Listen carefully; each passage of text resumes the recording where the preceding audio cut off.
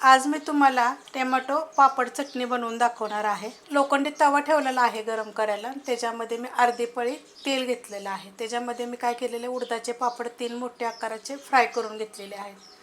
त्यात टाकायचं जिरं, छोटा 1 चमचा मसाल्याच्या डब्यातला, मोठे आकाराचे 2 कांदे घेतलेले, असे जास्त बारीक पण नाही चिरले जास्त मोठे पण नाहीत, अशा पद्धतीने चिरून घेतलेले आहेत।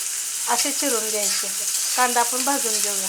असे मोठे आकाराचे बघा मी 3 घेतलेले। छोटे आकाराचे असले की नाही तर जरा जास्त घ्यायचे। हे मोठे आहेत, खूप मोठे आहेत आणि आपल्याला हे फ्राय करूनच घ्यायचे, भाजून वगैरे घ्यायचं नाही। ह्याचा चुरा करून घ्यायचा। कांदा चांगला भाजलेला आहे। त्यामध्ये 1 गड्डी लसूण आणि 2 हिरव्या मिरच्या कुटून घेतलेल्या आहेत। भाजलेल्या वगैरे नाही आहेत, हे सगळं कच्चं आहे।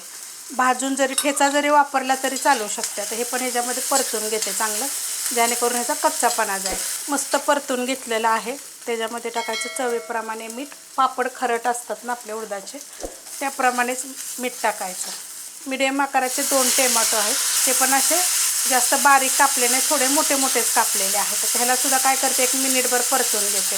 मस्त असं बघा परतून घेतलेलं आहे 1 मिनिटभर। शेंगदाणे घेतलेले आहेत, मोठे मोठे असे कुटून घेतलेले आहेत, 3 ते 4 चमचे टाकायचे। ह्याच्यामध्ये नाही टाकले तरी पण चालतात शेंगदाणे। भाजायचे चांगले कडक असे खरपूस भाजायचे, मग असे कुटायचे मोठे मोठे, म्हणजे खाताना जेव्हा आपण खातो ना तेव्हा छान लागतात। तिन्ही पापडाचा चुरा करून घेतलेला आहे मी। गॅस बारीक केला होता, मिक्स करून घेते। मस्त असं परतून घेतलं होतं बारीक गॅसवर।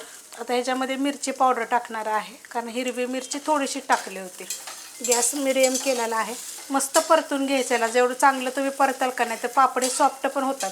मिरची पावडर टाकल्यानंतर पण चांगलं मस्त असं मी परतून घेतलेलं आहे। त्याच्यामध्ये 1 छोटा 1 चमचा गरम मसाला पावडर, त्यात टाकायची कोथिंबीर, खूप सारी कोथिंबीर टाकणार आहे आणि थोडं झणझणीत करायचं। हे अशा ज्या गोष्टी असतात का नाही म्हणजे खायला पण छान लागतात, एकदम चटपटीत मस्त एकदम लागतात। ते 2 ते 3 दिवस राहील तुम्ही असं बनवलं तर। फक्त परतून घ्या व्यवस्थित।